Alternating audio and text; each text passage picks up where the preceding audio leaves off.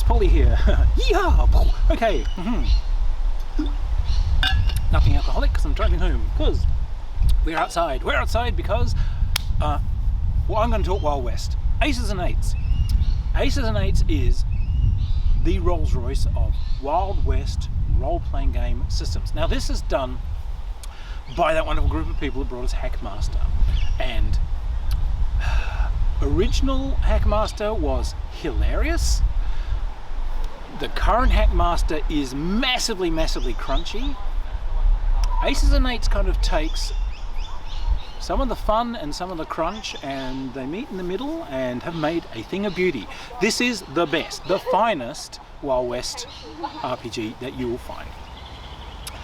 At its core, it has D&D roots. So your characteristics, 3d6 characteristics, but each of them has a percentile add-on, like strength did in AD&D. As you go up in experience, the percentage numbers slowly gain. You gain like an extra dice or so to the percentages. If they roll over to 00, you go up an extra number. So it's like if you have an 1858 strength, and then over the course of the next few things you gain 42 points of experience into it, bing, you'll go up to like 19 strength. Yay!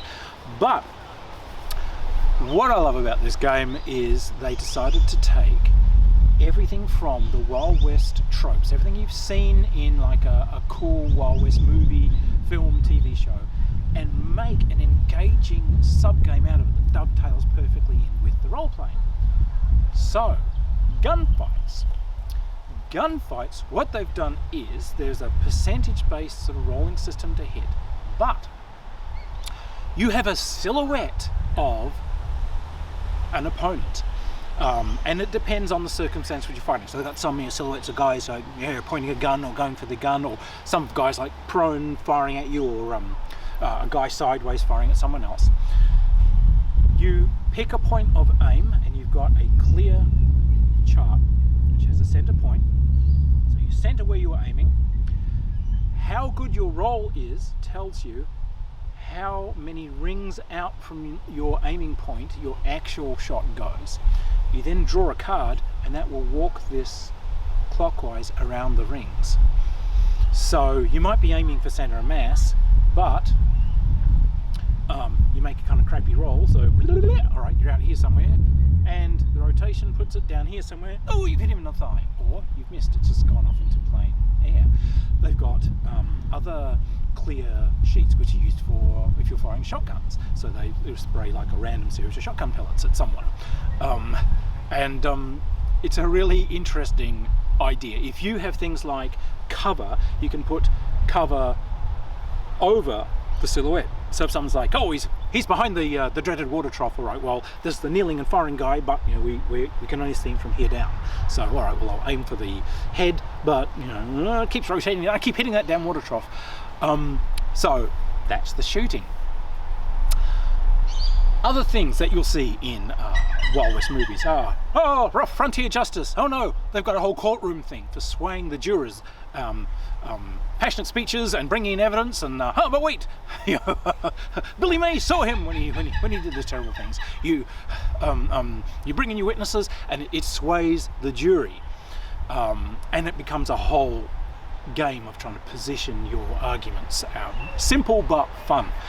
Pursuit, gathering a posse, gathering people together, getting in there to chase them, they're varmint wrongdoers and so on. They've got a beautiful pursuit system.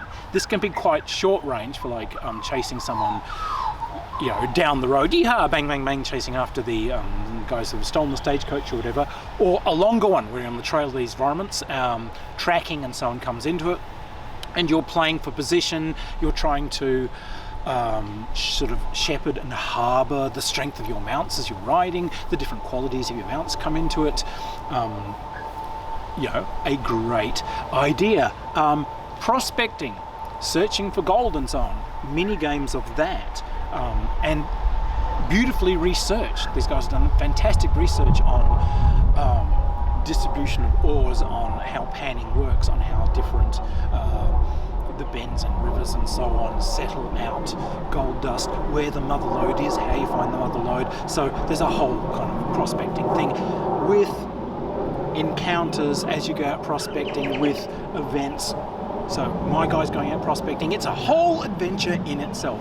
Cattle drives. There's a whole adventure in there for cattle driving. It's like herding cats. So they've got a great kind of an opening adventure. Well, you're starting out characters. Well, these guys will give some money to get going, but you've got to help out on the cattle drive. Cows peel off. Things are getting sick. You find starving families who are asking you, can you give us a cow? Yes or no. What are you going to do about these tribes? Oh my God, this river is dry. This one is flooded, and moving these damn cows through this whole thing. You've got to put your herd guards, and you've got to put your scouts, and you've got to put your guys trying to bring up the tail. So this is an amazing piece of work. Every single Wild Westy thing is a game, and it's a fun game. None of it's kind of boring and tedious. Wackily enough, they've also got this huge system where if you decide to come up with a job, you do something. I'm an undertaker, I'm a butcher, I'm a newspaper reporter, anything like that. They have a list of different experience point rewards that you can get for that. And that is different for each of these professions. So if you are a reporter, you will get bonuses. If you are reporting a big story, if you're like get the big hit, if you get interviews with famous people. If you're an undertaker, you get some experience when you first open up as an undertaker.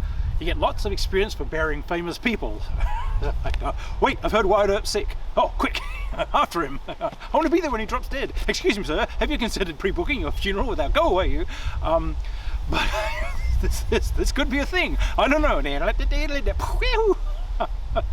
Hearses burst out of the underbrush. Quick, we're racing to hit the famous person. Bang, bang.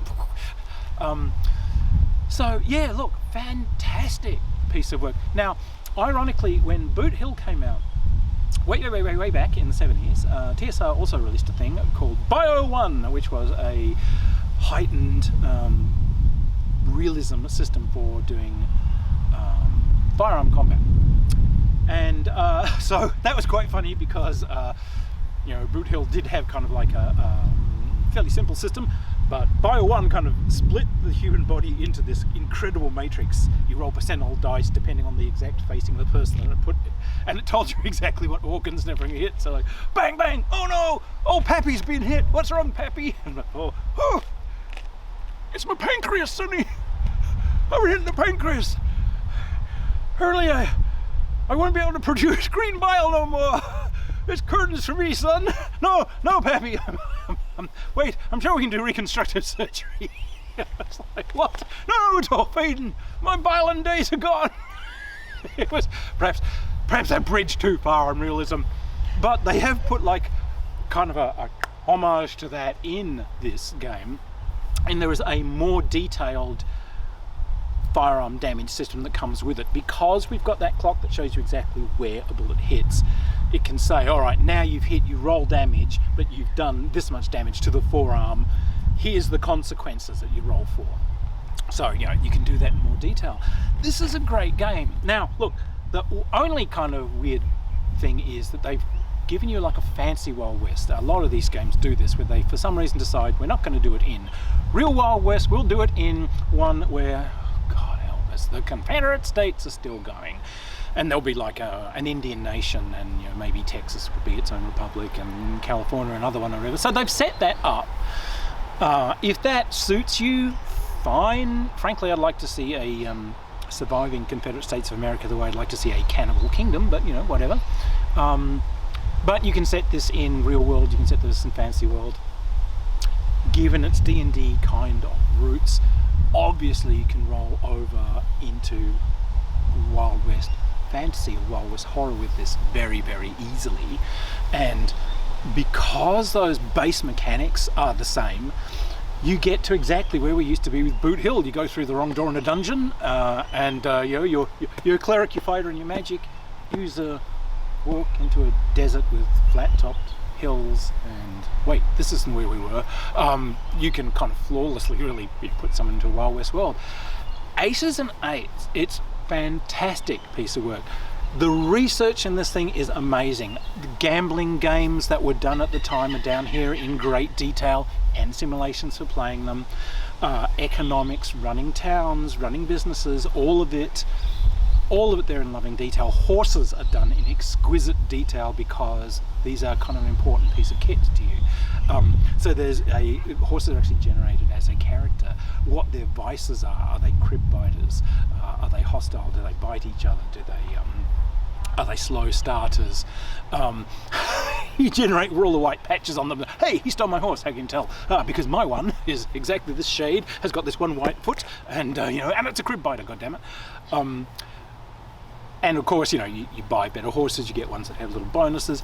Lovely. Every damn crazy firearm ever done in the Wild West is out there, all with its minor, why would you have this pistol rather than this? Was I'm looking for something that's gets that extra +1 bonus to hit in the 24 to 58 meter range. So so consider the Remington today.